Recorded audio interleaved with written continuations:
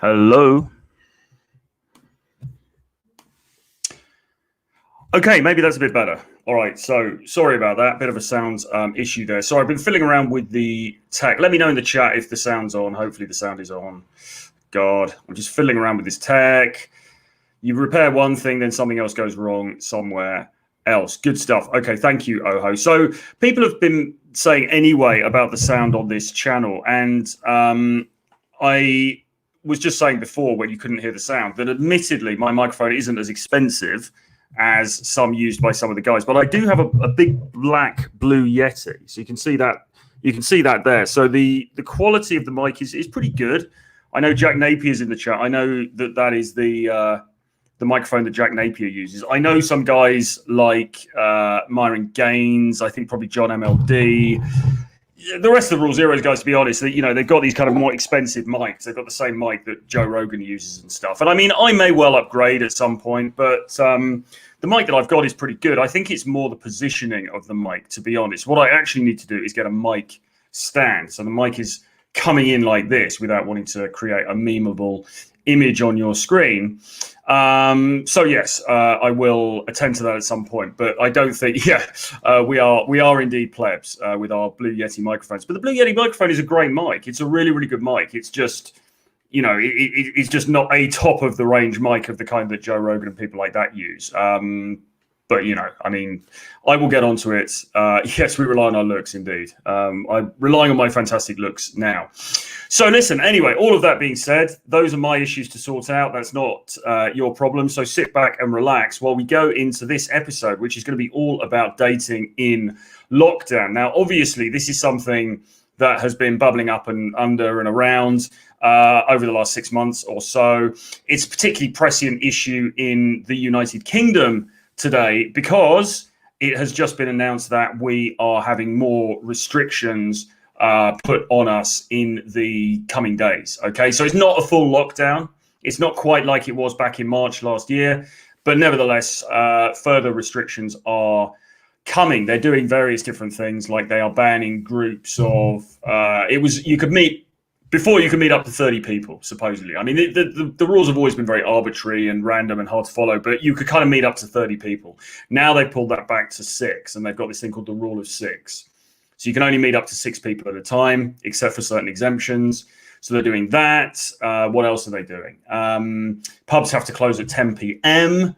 Normally, the closing time in the United Kingdom is 11, and obviously some bars go on, late nights, etc., etc. Bars now need to close at 10 p.m., so that's pretty much killing off the nightlife industry as we know it.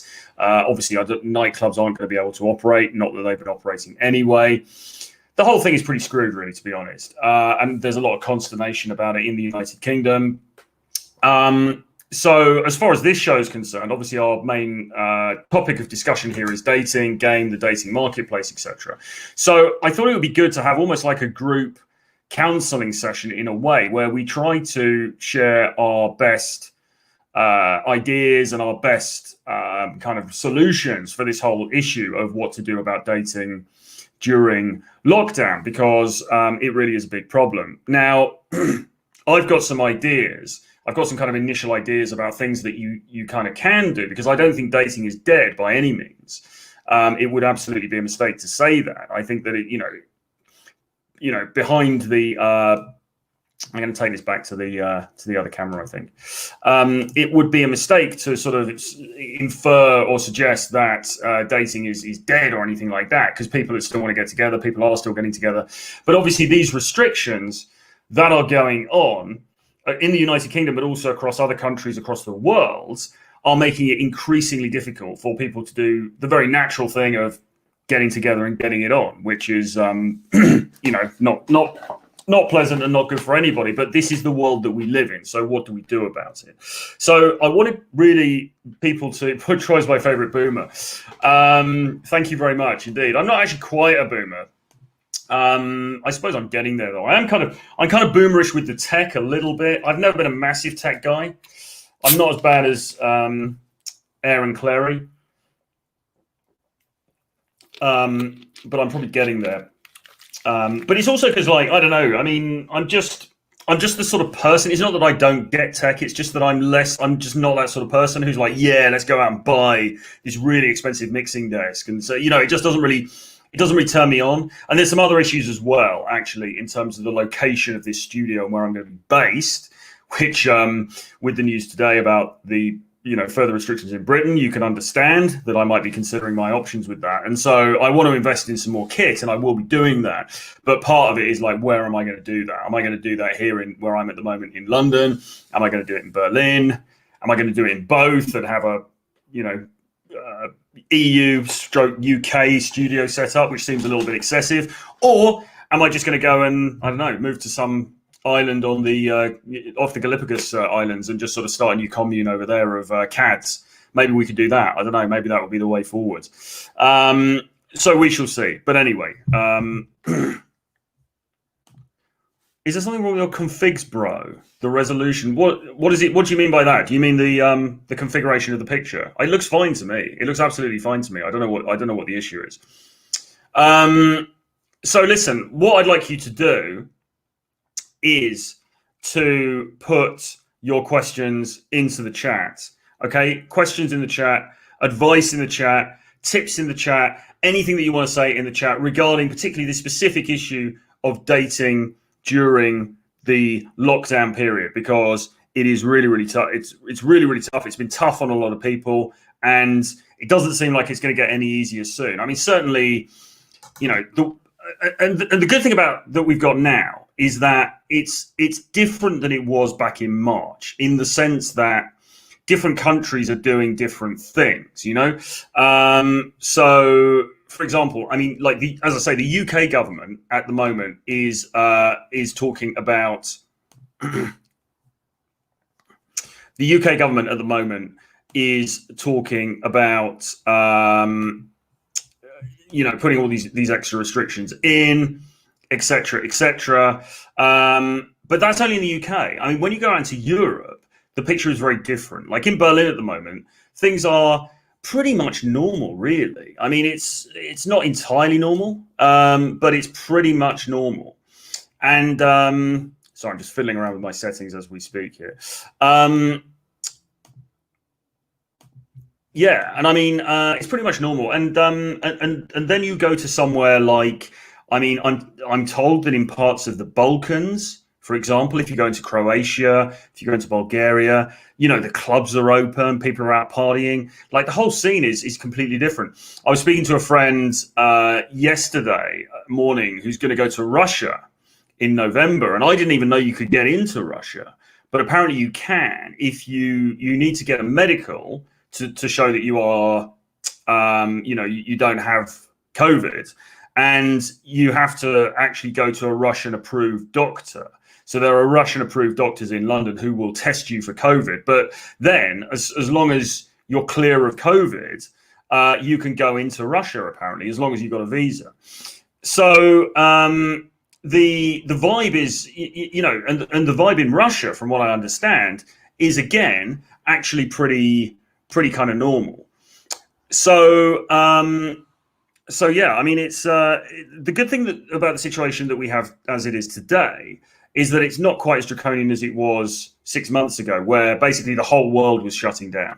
Because right now we're in a situation where, parts of the world are shutting down, or they're looking at more restrictions, but other... So, Raoul, listen, this resolution, nobody will watch your shit, my dude. You have to check it. The resolution looks fine. The resolution looks fine to me. I don't know what you're on about. Has anybody else got an issue with the resolution? I think the picture looks pretty damn good, to be honest. But I will look into that, because I'm looking at upgrading the camera. So yeah, I get what you're saying. But I think the picture, I'm looking at a separate monitor. The picture looks pretty sharp. I don't know what you're looking at, but yeah, apologies for that. So yeah, we're in a different situation. Unless you're unfortunate and you have to be in a country like the United States and you can't get out. And I understand that is the situation. I think Australia is a similar situation to that as well. So that is really, really unfortunate. But if you do have the opportunity, you are able to travel, then you need to jump on board with that, because there are places where it is possible to get out and about and to enjoy yourself, to have a great time. So yeah, okay. I've now turned the resolution up a little bit. I don't know whether that's going to help much, but let's see. I mean, listen. Anyway, guys, this is work in progress. I will be updating the camera equipment. Don't worry. This channel will only get better and better as we go forward. So look forward to to loads of exciting improvements in this coming up soon. But anyway, yeah, so lockdowns, dating during lockdowns, etc., etc. All right, so the first thing then is basically that, I would say. The first tip that I have for you is to move, or at least to go on holiday, or at least to get out of wherever it is you are. Because people will say to me, you know, I've done loads of live streams recently and sort of like, you know, Zoom webinars with people and so on. And you'll always get some guy who'll say, yeah, I'm in this town and it's in like this state in America and everything's locked down and no one's allowed to go out. What do I do about game? And I'm kind of like, well, I mean, you kind of don't really. I mean, the thing is, we are in an unprecedented global situation here that is completely screwed. And, you know, as much as somebody who is like a dating coach or somebody who makes content about this may have some helpful hints and suggestions under normal circumstances, you know, if you're in a situation where nobody's going out and everyone's wearing a face mask and everyone's terrified to speak to one another, or they're, you know, they've been told by the police that you're not allowed to speak to anybody, then of course, you know, what are you going to do? You're kind of stuck. So the first thing to say is, if there's an opportunity to move, if there's an opportunity to, you know, to get out, to go somewhere else, then Dan will do that, you know? And this is why, by the way, we've been banging on for so long in this space about the importance of making yourself as independent as possible.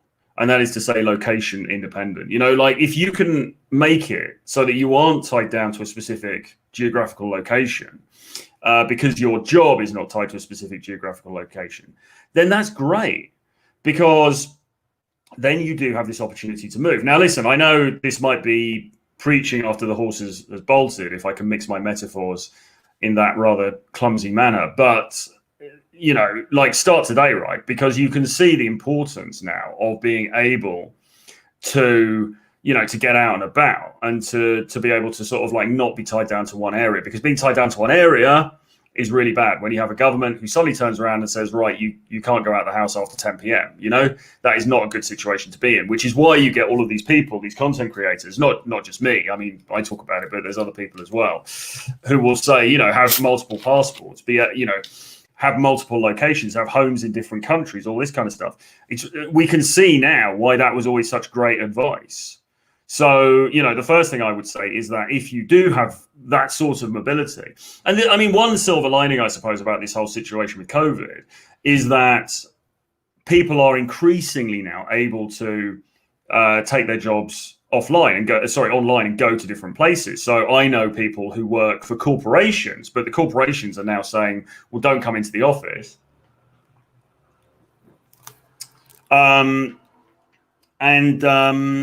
Yeah, they're saying don't come into the office. And so people can work from kind of anywhere. I know people who've worked from, you know, from the Netherlands, from places like Latvia, Estonia, et cetera, who are, you know, nominally they're working in London. So if there is a silver lining to all of this, is that it is that hopefully, either because you're running your own business or because your company is, you know, the corporation or company you work for is in such a position that it, you know, you kind of, they don't physically need you on the premises. There is this opportunity now to get a bit mobile.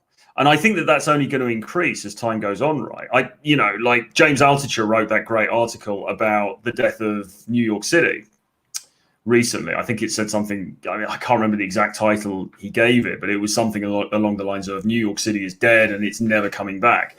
And it shocked a lot of people, and people, you know, complained about it and everything online. But the point that he was making was that we're now in a situation where most people in the world, except me, have very fast broadband.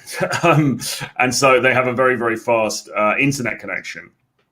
And, you know, and what that means is that whereas in decades past, we would have had to have got over this kind of current situation, this home working kind of vibe, and got back into offices and got back into places of work because, you know, you needed that sort of, you needed to be in front of people in order to make things happen. These days, it's less like that. It's really less like that, because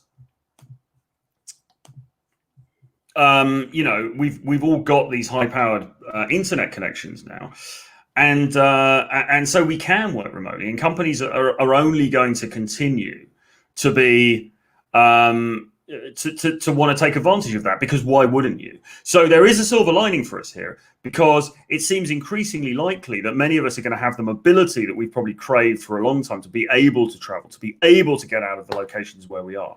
So that's the first thing. Look at your geography.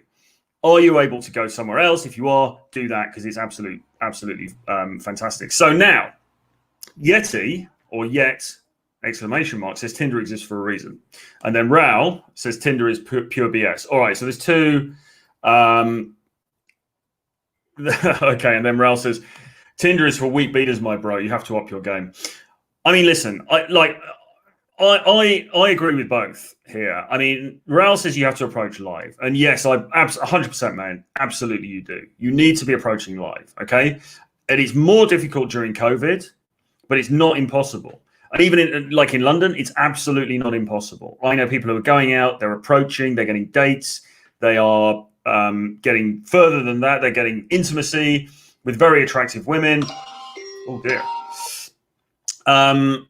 Pretty much all through this whole damn thing, except for perhaps the very, very peak of it when the lockdown was at its height. So yes, you absolutely should be approaching live. However, I would also say that it's worth having Tinder as well. And this is something that John MLD talks about. This is something that Myron talks about. And my sort of attitude to this really is that you might as well have as many channels as you possibly can for dating open, because why not? So yeah, I mean, the bulk of it, in my view, the bulk of it should be face-to-face approaching, because that seems to be what works best. You can get a high caliber of girls from that. You can get better interactions. You're able to showcase your personality, which you can't really do as much on Tinder. Exactly. But why not? Because look, I mean, being on Tinder, it doesn't take very long. I know some people probably get addicted to it and they're spending 7 hours a night on the, instead of watching Netflix, they're on Tinder, blah, blah, blah. But putting it into perspective, you could be on Tinder when you're going to the loo. You can be on Tinder when you're, waiting for your dinner to cook or whatever it is. You can be on Tinder waiting for your delivery to turn up. So, if you think about it like that, if you think, right, my main revenue stream, if you like, my main sexual revenue stream is going to be face-to-face approach. It's going to be cold approaches. Great. But, there's no harm in me swiping a bit of Tinder in the background. Hinge as well, of course, Bumble. Hinge apparently has exploded this year. I just saw the headline of an article insinuating that Hinge had sort of kind of exploded this year. So Hinge, I think, is really, really key. Obviously, you've got Seeking Arrangements that everyone talks about. You've got all of these different apps. You may as well have a presence on them. It's a bit like as a content creator. As a content creator, my main platform used to be my blog, my website. Then it kind of became Twitter for a long time. Twitter was maybe my main focus. And then it becomes YouTube. And now YouTube is kind of my main focus. So I spend the majority of my time thinking about YouTube, planning content for YouTube, doing YouTube live streams, all of this kind of stuff. Why not, right? But there's no harm in me having a presence on other platforms. There's no harm on me having I still spend quite a lot of time on Twitter. But I don't spend any time really on Facebook, except for copying links onto there and, answering some direct messages and things like that. But there's no harm in me having a presence on Facebook. There's no harm in me having a presence on TikTok, even though TikTok will probably never be my main, platform, because it doesn't, it just doesn't. I don't think the kind of content that I want to deliver sits very well on TikTok, but there's no harm in having a platform there. And I don't think there's any harm in having a platform on Tinder, because all you're doing is you're the product. You want to market that product to as many people as you can, to as many women as you can. So you're doing that through direct approach. You're doing that through nighttime approach when that's possible to some extent, depending on your proclivities in that direction. And you can also do it via online as well. Now, The main one might be daytime approach. Fine, amazing. I would recommend that, but it doesn't mean that there's any harm in having the others, unless they're impinging on your, unless you're ending up spending too much time on it or something like that. I mean, I've had some good results through Tinder. I've had some good results through the apps. I've also had some horror stories. I mean, I think.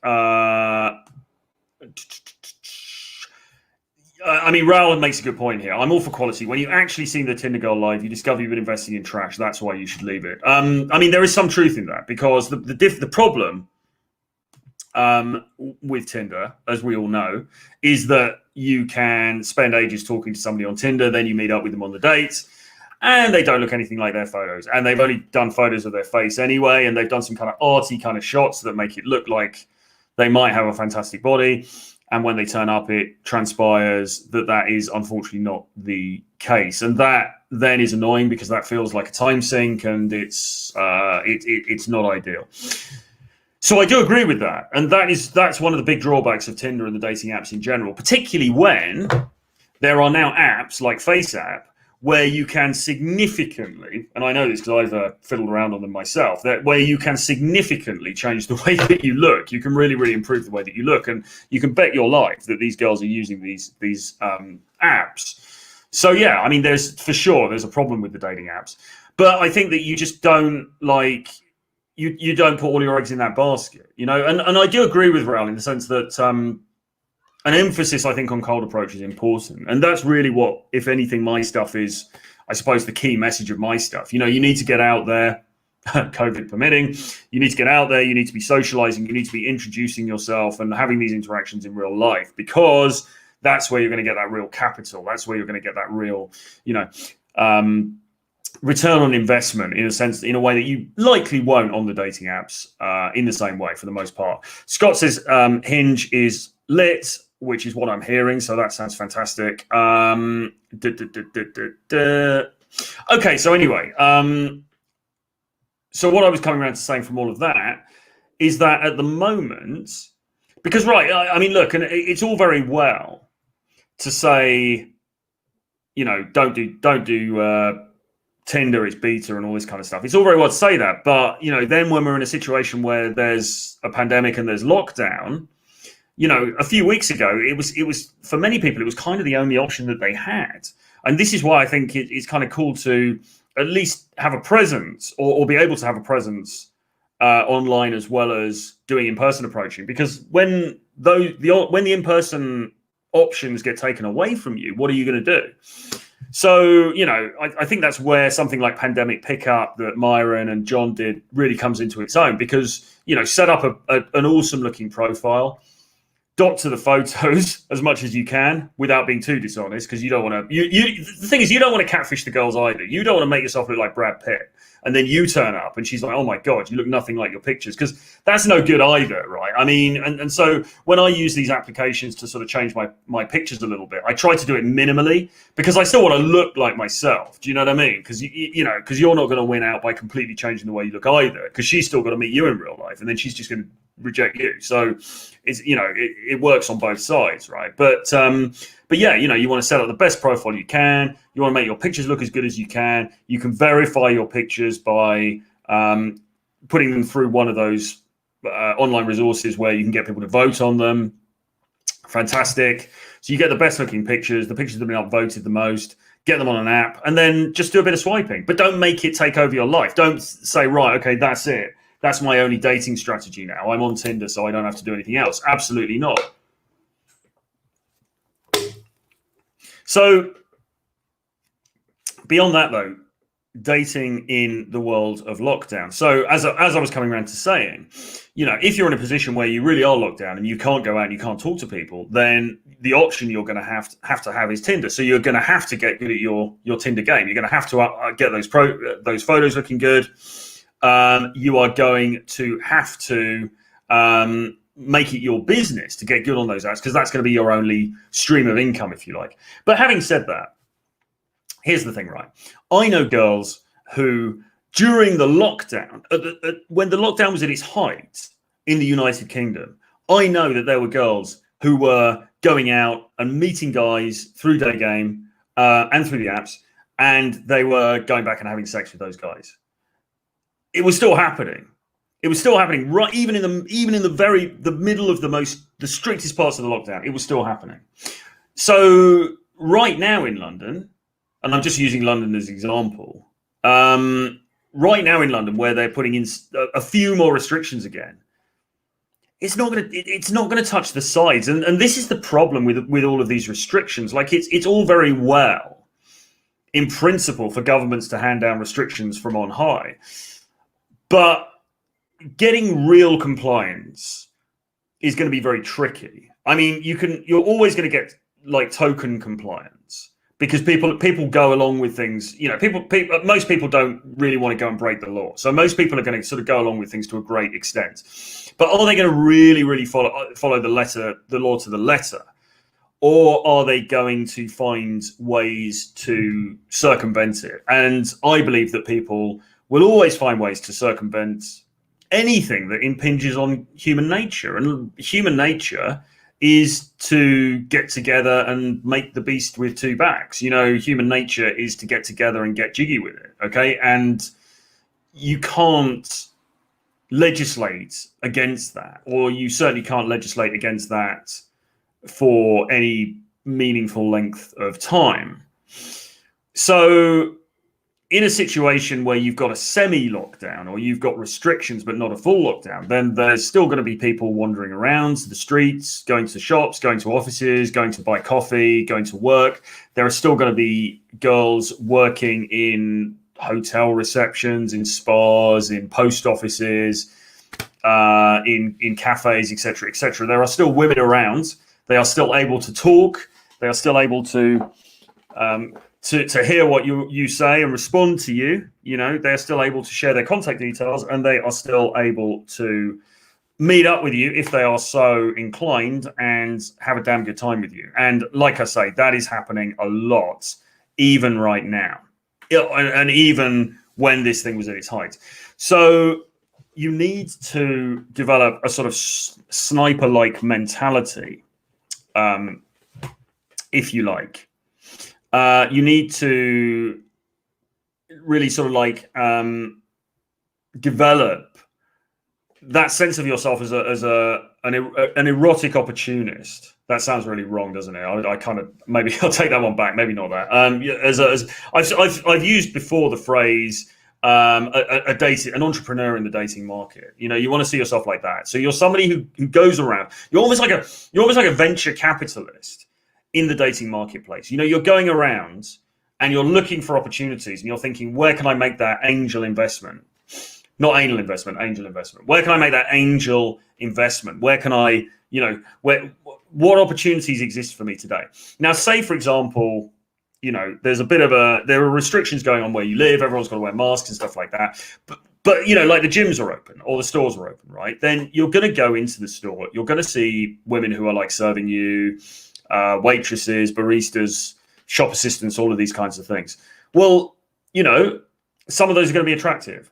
And what you need to do is seize those opportunities, you know. And the great opportunity that we have here with this whole pandemic is that there's a hell of a lot to talk about, because, you know, you don't have this problem of sitting there trying to work out what you're going to speak about, because there's so much material that we're just being fed every day by the media and by the circumstances that are taking place around us. So, you know, you can ask her, for example, if she was a good girl during lockdown, or if she was naughty and if she bent the rules. You can ask her what she feels about wearing a mask. You can ask her if she's ever naughty and slips it off when nobody's looking.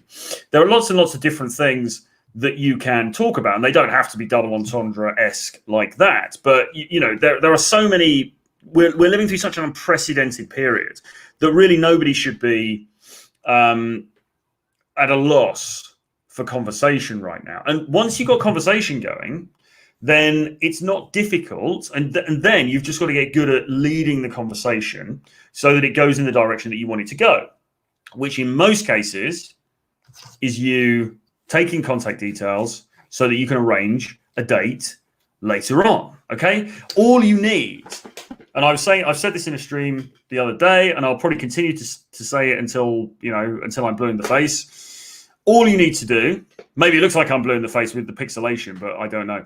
All you need to do is get contact details. So you need to introduce yourself, start a conversation in some way, vibe a little bit, make her feel some sort of emotion, whether that's laughter, not laughter because you're so horrifically bad at game, but I mean like kind of like humor,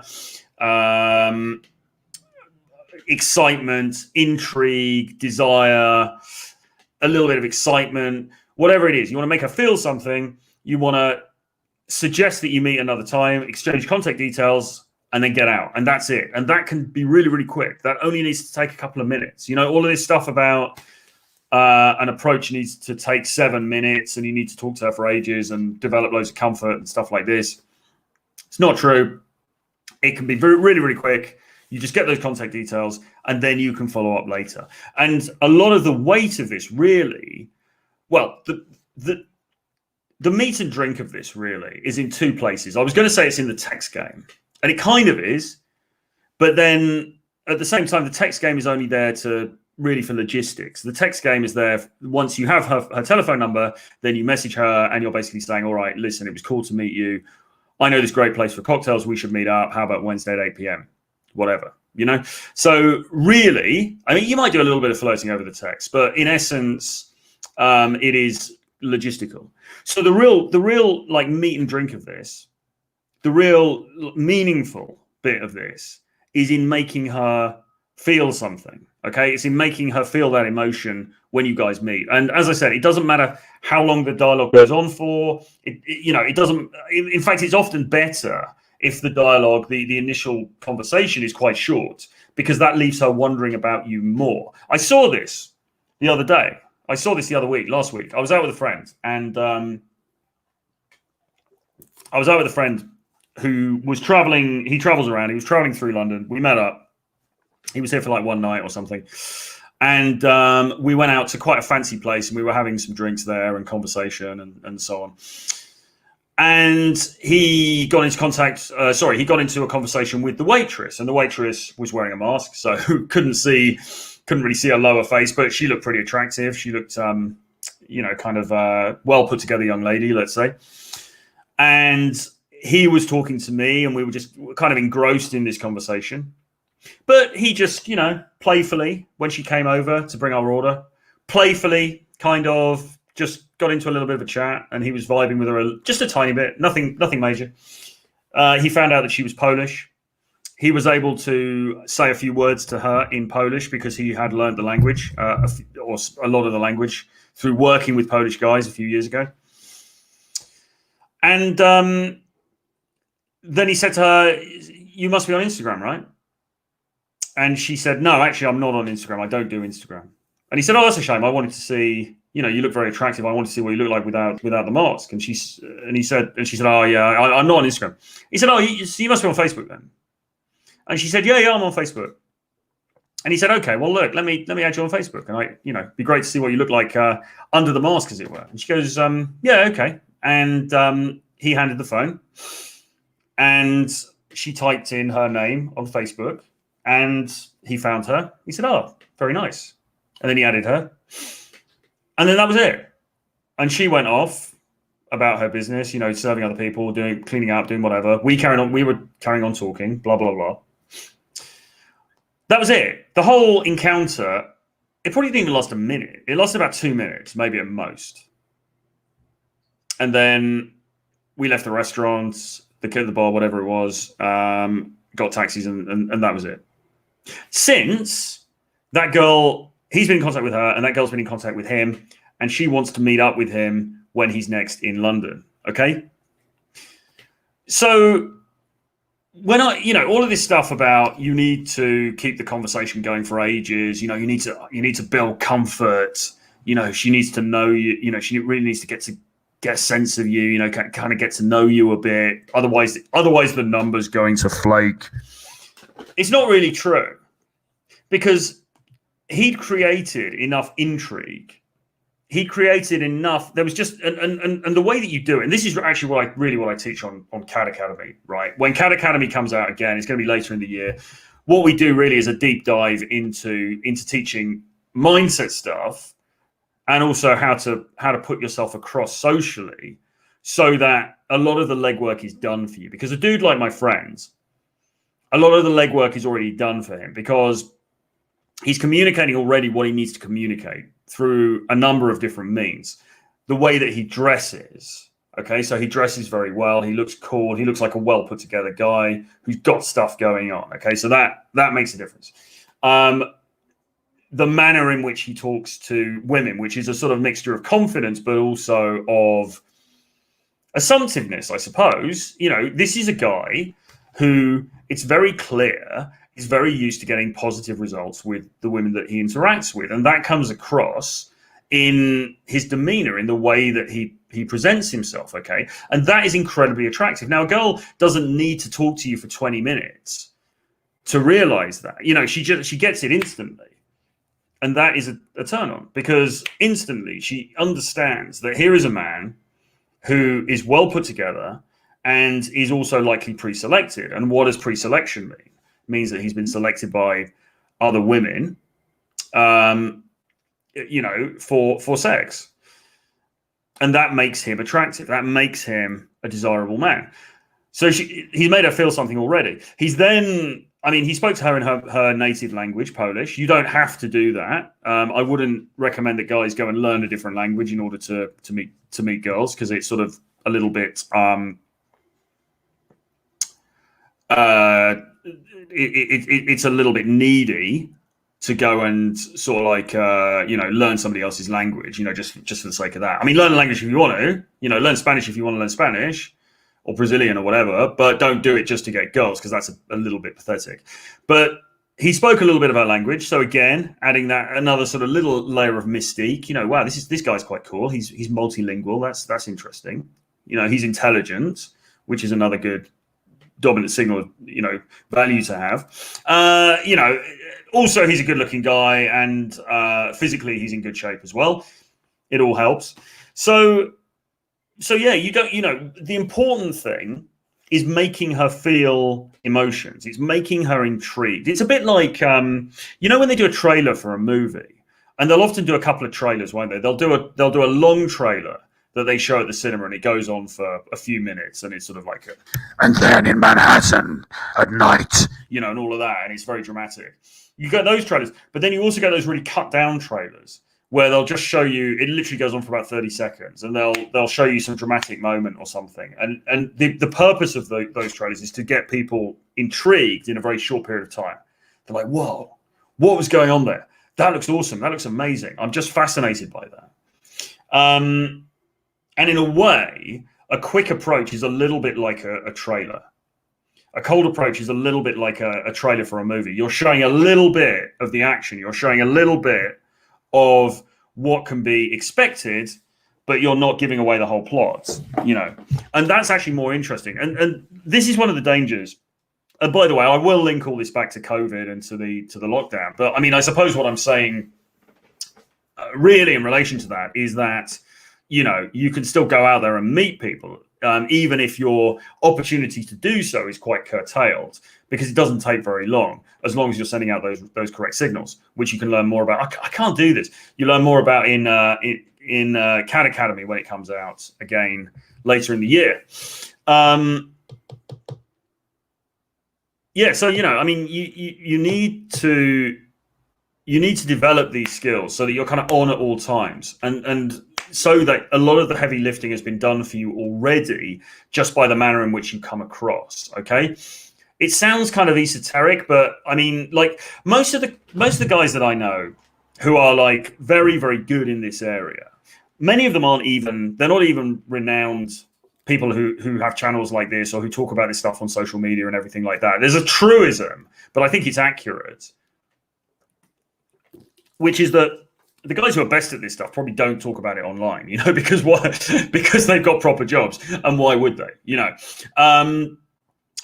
But guys that I know who are like that, they're not really they're not really like doing a lot of game. You know, it's not, they're not really sort of there going like, right, so what's my strategy? You know, what's my approach going to be? What's my opener going to be with this one? You know, they're not overthinking it like that. They're actually doing very little because a lot of the hard work's already been done for them by the fact that they're well put together and they have a natural expectation for success, which comes across when they interact. And if you can get those two things down, and it's not actually that hard to get those two things down, then you will find opportunities opening up for you.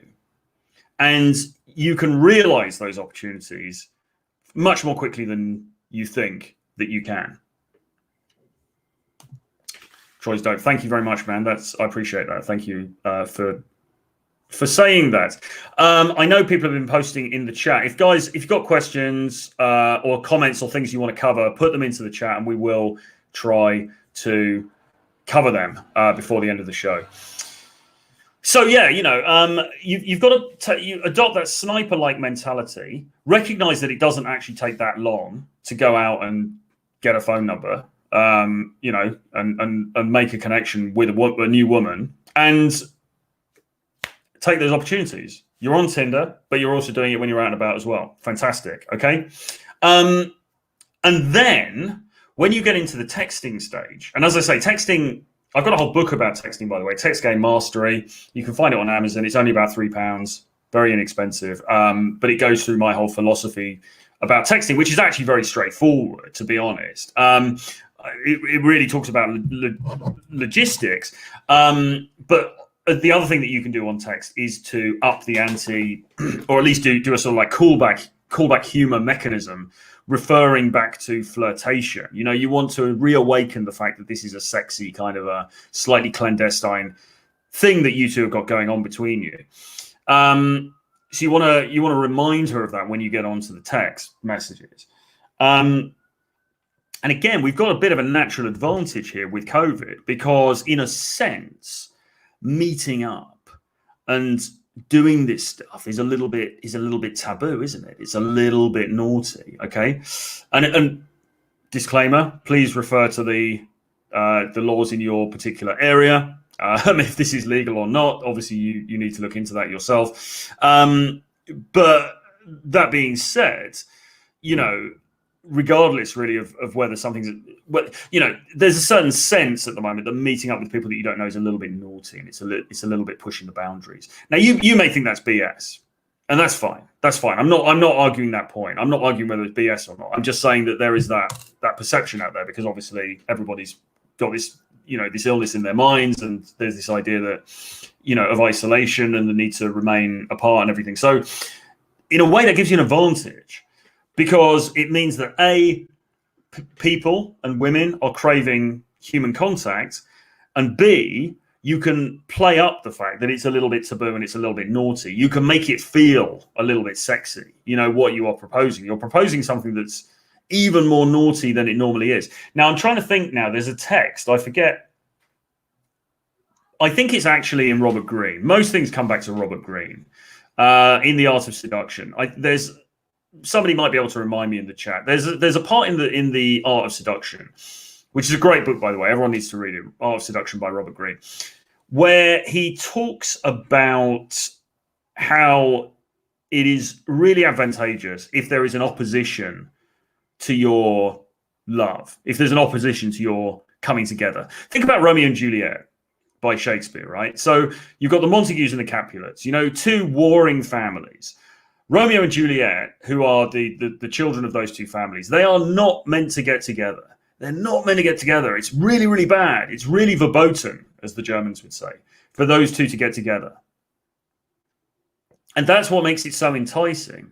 That's what makes it such a great story for the audience, but also such a great story for the participants as well. It's romantic. And it's kind of, well, I don't want to say sexy, but because it's not really sexy, but it's romantic. The fact it's romantic partly or largely actually because the two families are at war. If the two families in that book, in that play, were like, yeah, we're great mates, yeah, the Capulets, and you know, we have the Montagues round for dinner every Saturday, great guys, you know, we all hang out. We all drink Whispering Angel together and, watch the rugby. Fantastic guys. I love them. If they were really tight, the Montagues and the Capulets, then the story would lose a lot of its resonance because there would be no opposition to the coming together of Romeo and Juliet. Okay. And Robert Greene in The Art of Seduction, he says, actually, it's a real, like when you're playing up the fantasy of what's happening here in the mind of the girl that you're dealing with, it's a real advantage to you if you can sort of emphasize the fact that there's something a bit taboo about this. And the problem that we've had up until quite recently in the modern world is that in the West, in most cases in the West, there isn't really much opposition to you getting it on with any particular girl because we live in a very permissive society. We live in a largely secular society where people can kind of do what they want. So there isn't really an opposition that you can play up until now, because now we've got COVID and we've got restrictions. So now you can start to drop that in because it makes this whole thing it's a little bit more naughty. It's like we really shouldn't be doing this, but there's just something about you. I feel like I've just got to see you. How about Tuesday, 7 p.m.? I know this great place for cocktails. It's really discreet. Nobody's going to know about it, but I don't know. There's just something. I wouldn't normally do this because obviously we're in the middle of a pandemic here. This is kind of unprecedented, but there's just something about you. I don't know. It's like this kind of magnetism. It feels like I just need to break the rules. You make me want to break the rules. I'm a little bit worried about that, actually. You're kind of having this weird effect on me. It's a bit crazy, but I really think that, I know you're probably a good girl. You look very innocent on the outside, at least. But I don't know. When we met, I could see in your eyes there was something just a little bit it's a little bit naughty there. I think. I reckon you quite like breaking the rules sometimes too, don't you? Don't you? And you want to play that off. You want to play that sort of vibe up so that she buys into that because look, I mean, the truth of the matter is everybody wants to cheers, Raoul. Everybody wants to have sex. Everybody wants to get together, men and women. And it has been argued, yes, exactly. Stir up the transgressive and the taboo. Thank you. It's one of the best chapters actually in the book. Now, listen, I'm sure plenty of people watching this are sort of like, well, I don't buy this COVID stuff anyway. It's not transgressive, blah, blah, blah. But that doesn't really matter. It doesn't matter what your personal opinion is on lockdown or COVID or any of these things. What matters is the fact that there's now an opportunity to play up the sort of transgressive nature of meeting up and doing things with people during this situation, particularly if you're in a town or a city where the restrictions are tighter. So we might as well use that to our advantage. And as I was saying, women don't like being restrained. Not like that. Women don't like being restrained by these restrictions any more than guys do. And it can be argued that women are in some ways more horny even than guys. So don't fall under the illusion that girls aren't going to want to, meet up with somebody. If she doesn't want to meet up with you, that's because you didn't impress her, you didn't excite her enough. But she's certainly going to want to meet up with somebody. So you've got to make sure that it is you that who's in the frame for her to want to meet up with. Okay, it's all eminently possible. Like I said, I've known girls who are meeting up with guys even at the very height of all of this stuff. Even when the lockdown was at its strictest in this country, there were still girls who were going out and people were having sex. I mean, it's not going to stop. Okay, it's not going to go away. So you just need to engineer it so that you're in the best possible position to reap the rewards, if you like. What else is there? Lockdown. Dating during lockdown. Yeah, I think that perhaps that's it really for my introductory chat. I mean, I don't see, like I say, human sexuality is not going anywhere. You can't keep it down. You can make it more difficult, but in a sense, that can play into our hands because of the Robert Greene idea of playing up the transgressive and the taboo. You can make it seem kind of a little bit naughty, but it's something you just kind of feel compelled to do anyway. That if she likes your general demeanor, that is likely to just get her even more excited, even more keen to meet up with you, to have fun times with you. It's all good. It's all good. Okay. And I would say that you need to adopt that sniper mentality. So you're out looking for opportunities and creating opportunities for yourself. Going in there quickly doesn't have to take a long time. So even if you're in a supermarket or something like that, and you have to get out quite quickly, you can still probably meet, and then you can still probably have a conversation, get a quick phone number, go home, and then you're texting. And while you're texting, you're stirring up that taboo, you're being flirtatious, you're being sexy, you're reminding her of what she is missing under normal circumstances when we don't have these restrictions. And, if you get her excited enough, she is likely to want to act on that, as you are, because you are also feeling the heat of these restrictions and you want to get out there and make things happen for yourself. So, all of that being said, let's just have a look in the chat. I've got about another 10 minutes or so. So before we go, I want to keep some of these. Sometimes I do longer streams, but I want to keep some of these to about an hour, so that they're kind of digestible for people when they come back and watch them later. So let's just have a quick look through. Yeah, smash the like button, guys. Really, really helps out. Give me a comment below as well. Sergio says COVID is no excuse. These young ladies are still having intercourse, I think is what he means. And yes, I mean, absolutely, that's the case. Jack Napier had a question earlier, but it's going back a little bit.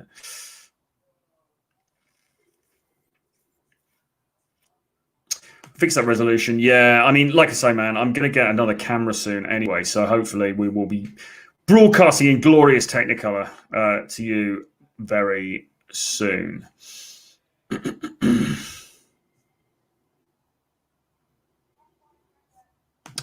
Right, okay. So Luxither says, how would you have this is tricky one, and I know some people have addressed this.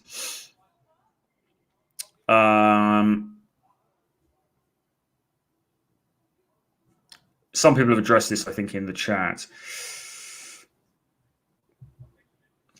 And I think that this is a good answer from Oho. Game like you have a place, and then she'll ask you about it, and you can say no because of lockdown. Let's go to your house rather. So yes, I mean that is not a bad strategy actually. Or you could say something like, you want to get it to the point where you want to go home together. She wants to go home with you, and then you get to the conversation. Oh, well, let's go back and watch a video. She go, I would say come to my place. However, there's some building work going on at the moment, so it's not really habitable. Why don't we go back to your place? Or I'd like to see your area. You need to find lines that can sort of like initiate going back to her area. I have to say things like, "Oh, I'm really keen to. You live in X part of town. I'm really keen to see that. I'd love. You need to show me around. I'll be like a tourist. You can be like my guide, my tour guide for the area. And you need to try and push for that.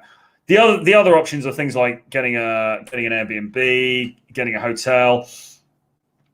It's difficult though, because if you get a hotel for the night, she may feel a bit like an escort if you try to take her back to the hotel. So that's not great. You could get an Airbnb and try and make out like it's your place.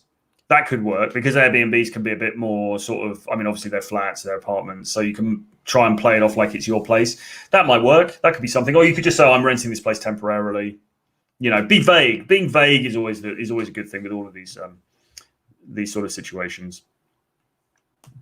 I can't pronounce that, but he says, experience with sex with mum and dad, daughter was the target. The dad has never tried to fight me. Yeah, man. I mean, like, it's not something I particularly do. I've certainly ended up talking to girls who were with their mum in the past, and that can be all right. I think with the dad, it's a little bit dicey. I tend to probably not do it, more out of respect for the dad than anything. So yeah, I mean, but if you are going to do it, I would say just be polite. I would call out the elephant in the room, say, listen, I know this is really unusual, but, I can't imagine myself doing this really. But you could be saying something like, oh, you have a very attractive daughter. I'd love to just chat to her for a second. It's a tricky one though, man. I mean, I'd probably steer clear of it, to be honest.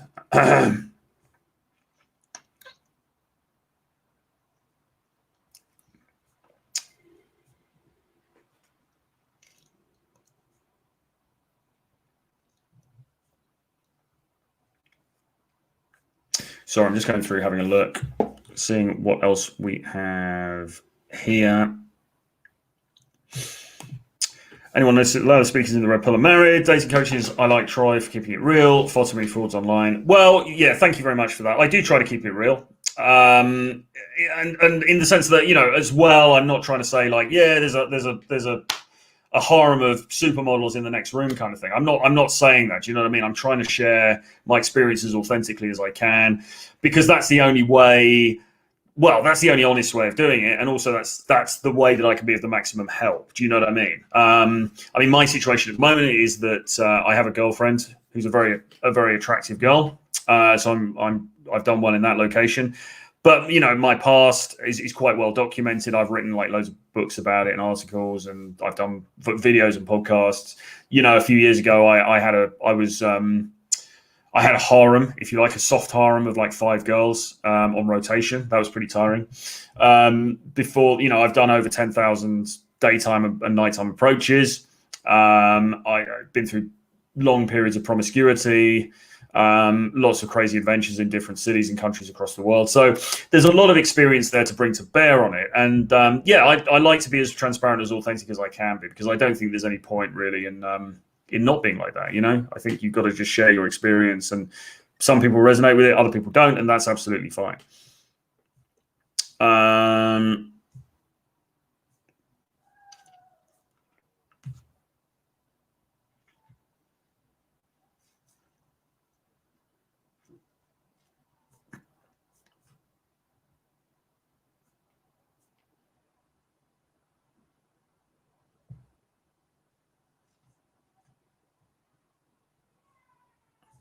Just having a look. Someone talking about James Tusk here.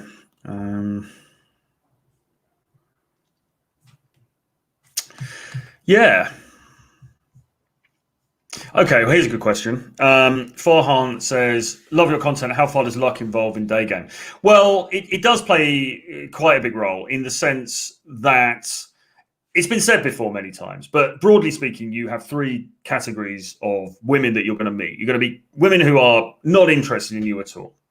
Then you're going to meet women who are interested in you and they just like you off the bat because they like how you look or whatever. They're kind of they're attracted to you. And then there's a group of women in the middle who are what you might call maybe girls, who kind of think you're all right. Maybe they could be persuaded. They're not like immediately like falling in love with you, but they maybe think you're all right. And it's those girls that you can game, if you like, in the most effective way. The no girls are just always going to be no girls. There are some girls that you're just never going to get. And that's just the reality. It's not like there's some clever line or, sign up for my email list and I'll give you 3 amazing lines and you can, get any girl. It's not like that. It doesn't work like that. Okay. Yeah, I mean, the element of luck comes in wherein sometimes or maybe more than sometimes, you're just going to happen upon a girl who really likes you, and that's great. And then it's going to be quite easy. You're not going to have to do much game or anything like that. It's more like just a logistical thing of exchanging numbers and then meeting up. But as it's always been said, the harder you work, the luckier you tend to get. And in my experience, the more that you're doing it, that is to say, you're putting in the hours, you're putting in the numbers, you're racking up the approaches, the more that you're doing it, the more likely you are to be lucky. And that's just the law of numbers, right? Because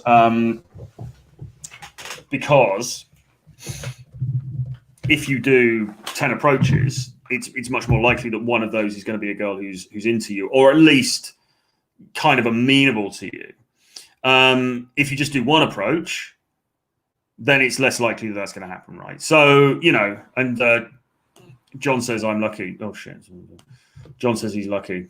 Exactly, but the harder you work, the luckier you get. So yeah, you know, like you need to get out there, you need to be knocking on those doors, and you need to be creating opportunities for yourself, and then you'll start to get luckier. And also, you'll build momentum. You know, it's a lot of it's about momentum as well. Like you go out, you do 15, 20 approaches, and you're kind of on fire. You know, you get to a point sometimes in a session where you can do no wrong, or you feel like you can do no wrong. You can handle almost anything that she throws at you, and that's a great place to be. And then the women are more drawn to you just naturally because you have that vibe, you have that on vibe, and she can sense it. So you know, there is an element of luck, but you also create your own luck.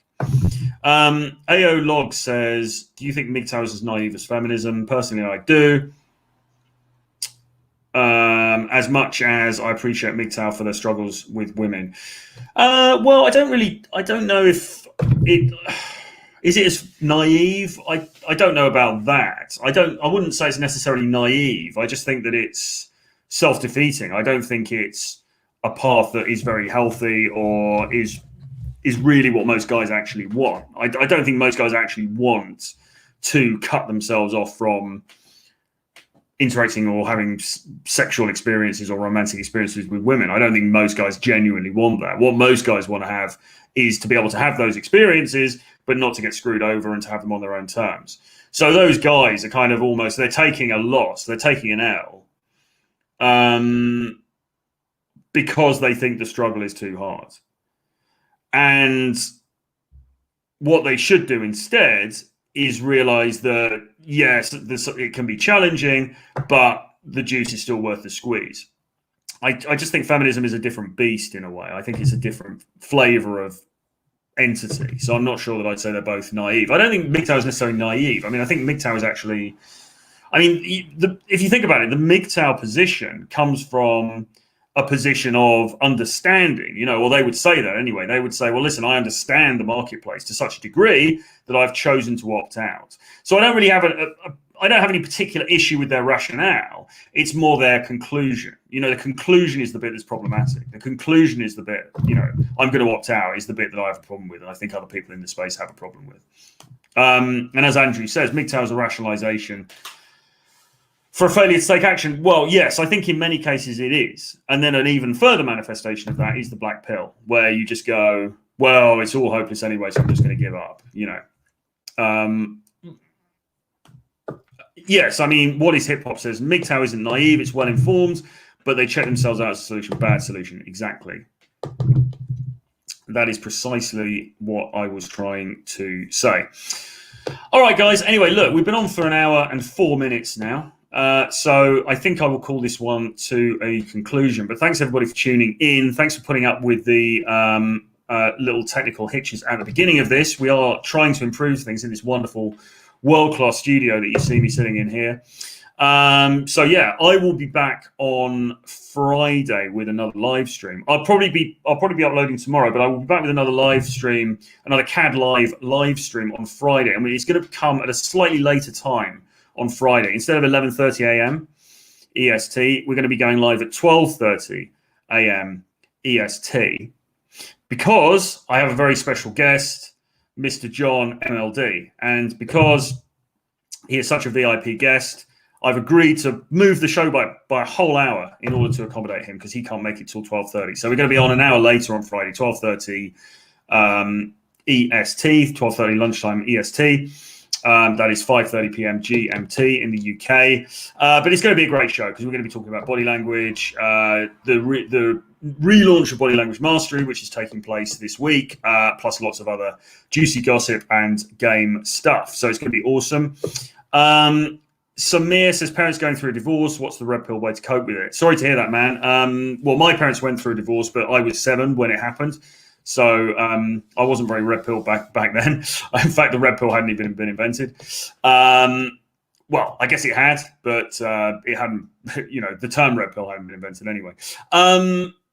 So, I mean, like, it's a big topic. We could probably do a whole show on that. I think that the key thing is to understand it. Will there be Q&A? Yeah, we will be doing Q&A. Yes, we will be taking questions for sure.